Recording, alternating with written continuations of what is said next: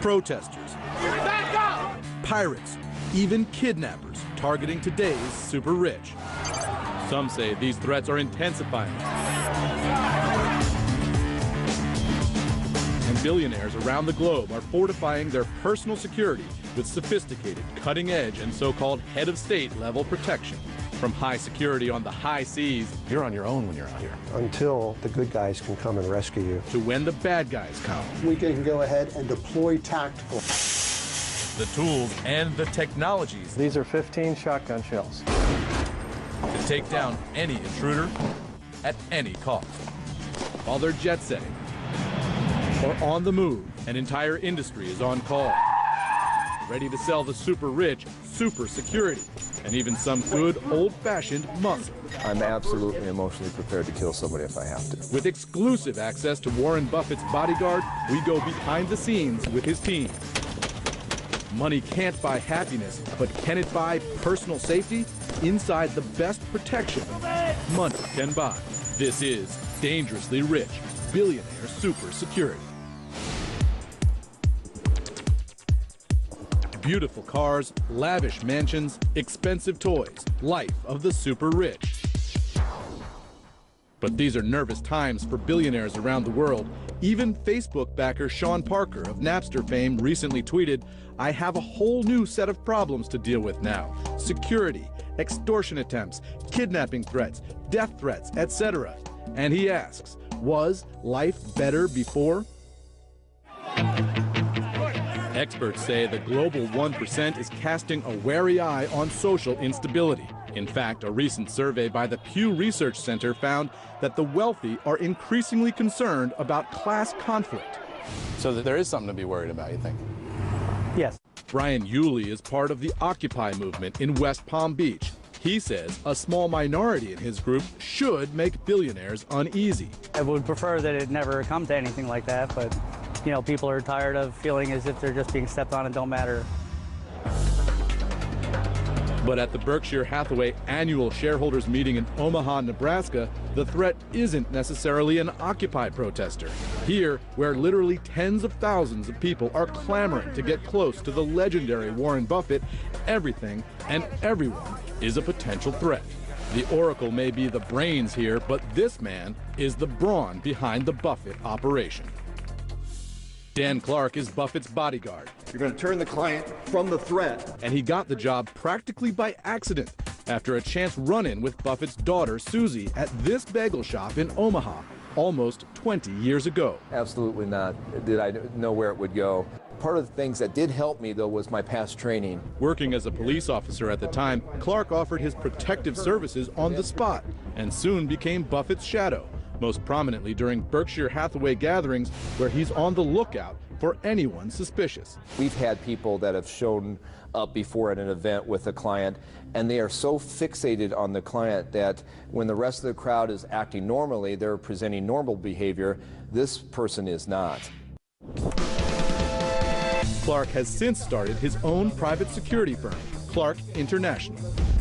Whether it's getting on and off a corporate jet or protecting somebody in a public place. Clark draws from a network of more than 100 security experts, agents with law enforcement and military backgrounds, who train and prepare for multiple scenarios. Like how to plow through an ambush.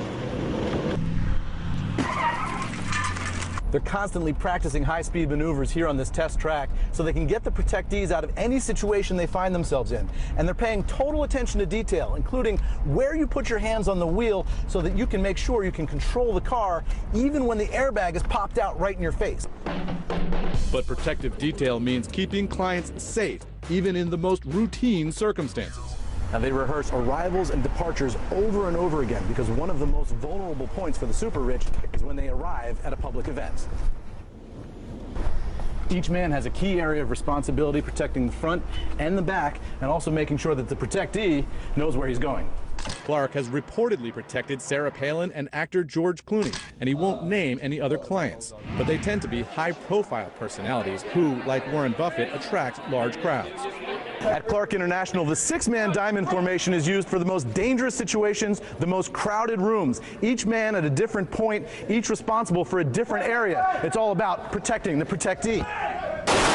But sometimes the protectees need more than just manpower. When it comes to security, whether they're at home or globe-trotting, the dangerously rich are fully loaded. Coming up, the big guns of billionaire security. In the line of fire with the man who follows Warren Buffett's every move. Only the paranoid survive. And survival of the richest, anywhere they go. Plus, taking down an intruder with this stuff. These are 15 shotgun shells. Or potentially something much deadlier. And being dangerously rich in risky territory. For the wealthy, one of the most dangerous times can be when they're on the move around the world, often in a private Gulfstream jet like this one. When we come back, more secrets of keeping the super rich safe.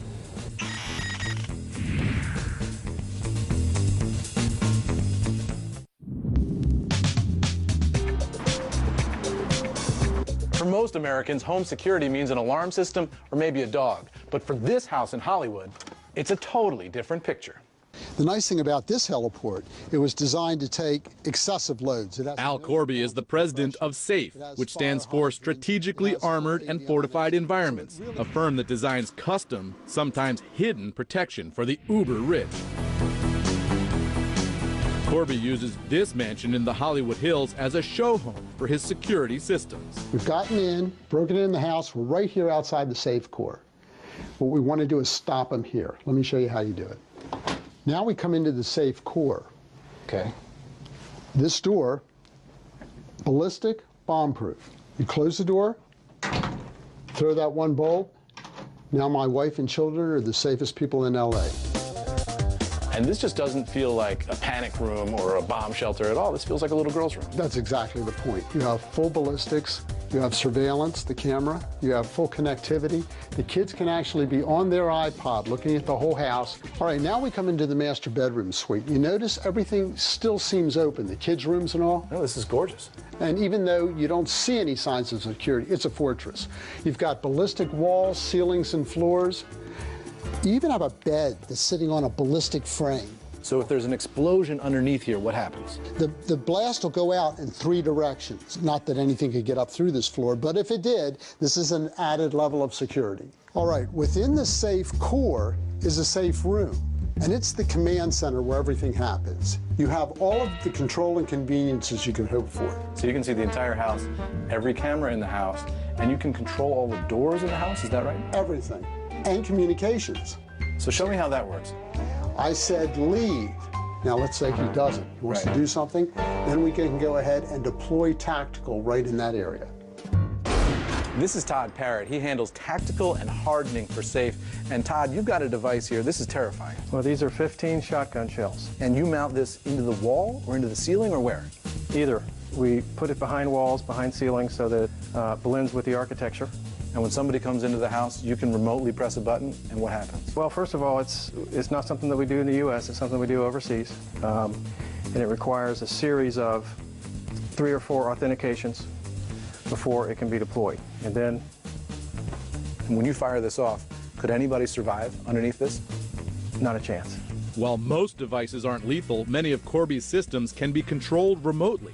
Billionaires aren't just paying top dollar for protection, they want top-notch convenience. Security isn't something that should make you feel hunkered down and restricted. On the contrary, it should liberate you.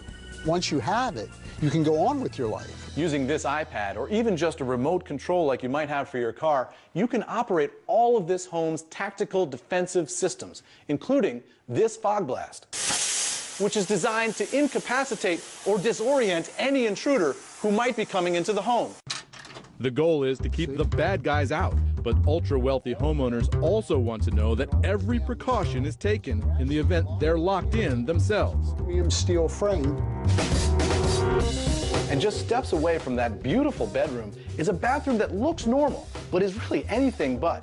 Over here in the shower, they've got a biological wash in case of chemical attack, And on this side of the room, they've got a week's worth of supplies right here in the safe core. And if that's not enough, this house has a bomb shelter.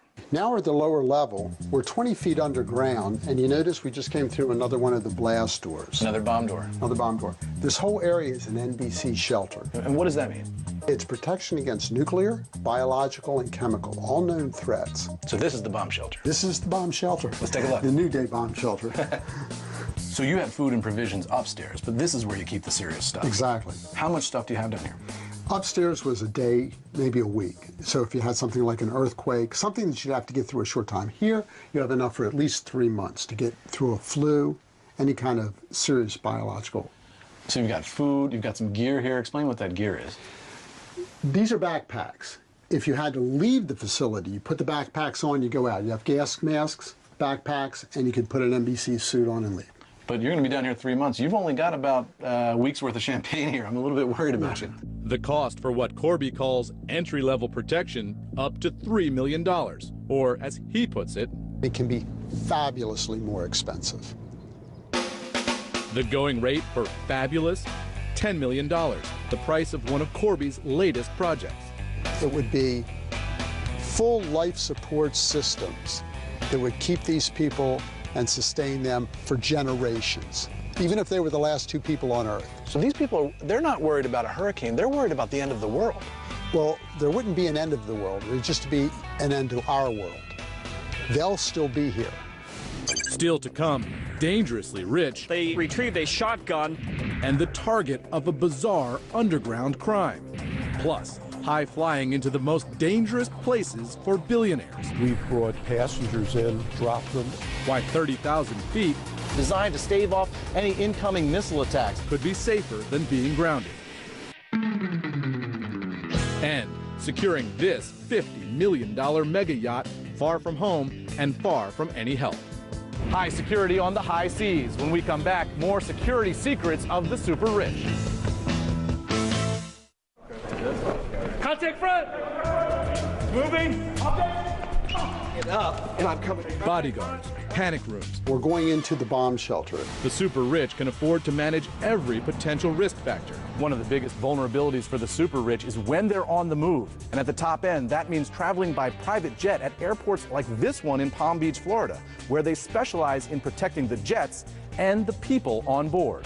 Florida-based John Cosenza is a security consultant for private aviation. He says the dangers aren't always a mile high.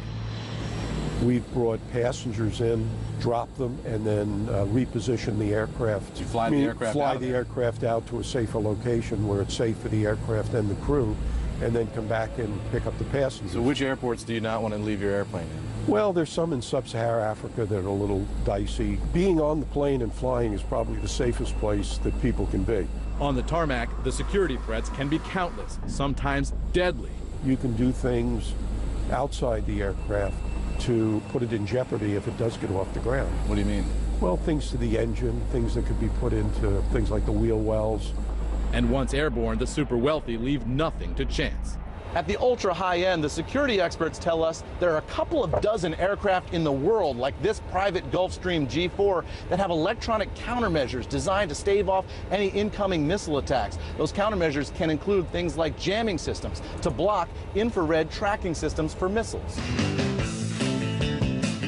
But at sea, mega yachts and their wealthy owners are especially enticing to pirates and terrorists as high yield and highly visible targets. In fact, experts say most yachts are much less secure and much more vulnerable than their owners' homes or private jets.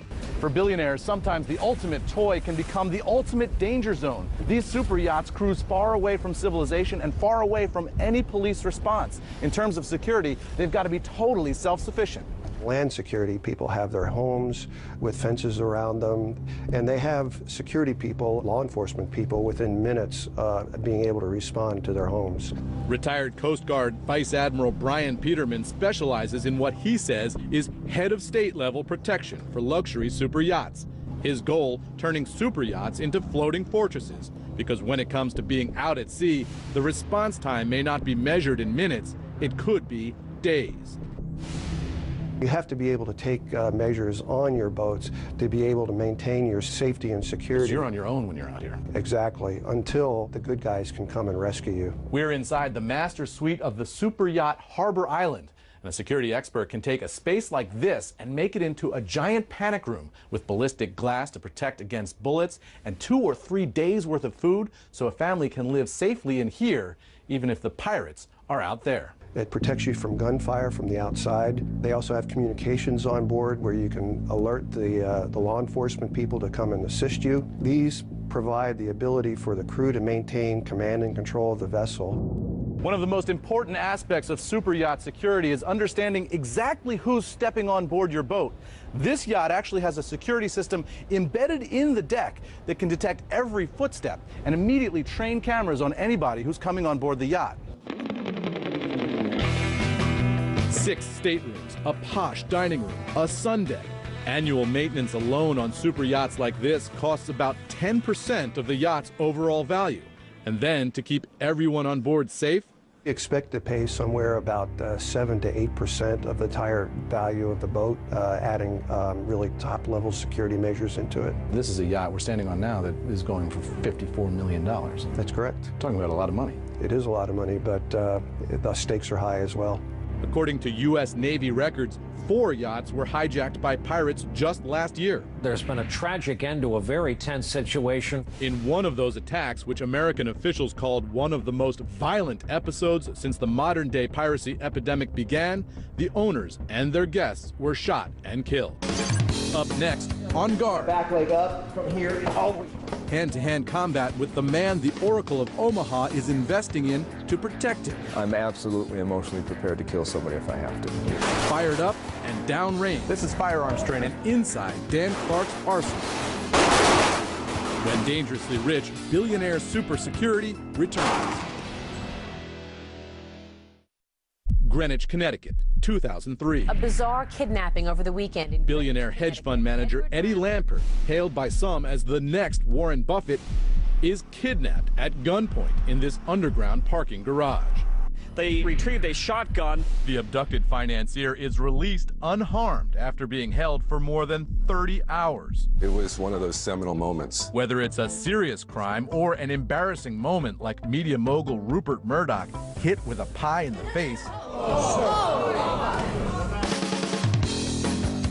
bodyguard Dan Clark's job Back leg up. is to thwart every type of attack, no matter how harmless or hostile.